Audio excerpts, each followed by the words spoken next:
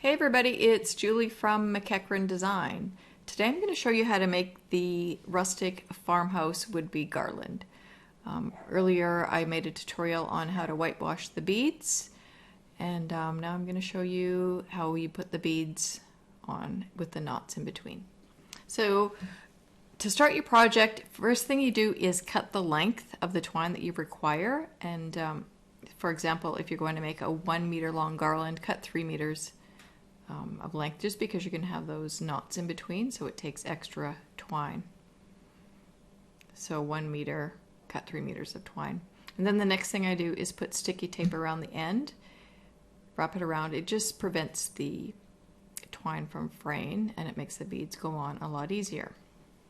First thing I do is go to the center of the twine and tie a basic knot, and that's how you get started in the center. And then you just start with your first bead, thread it on, and then just tie your next knot. So the basic pattern is just bead and knot. The reason I start in the center is because if you start at the end, you're just pulling all that twine all the way through each time. So start in the center, just a bead, basic knot, and again just bead and basic knot. Then once you've strung them all on one end, you'll then move to the other end of the twine and start threading them on the other end.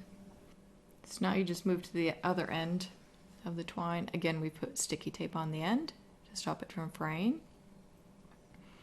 And just your basic bead, knot, that's exactly all this garland is. So when you get to the end, just cut it off whatever length you want to leave on the end. So here's the completed project.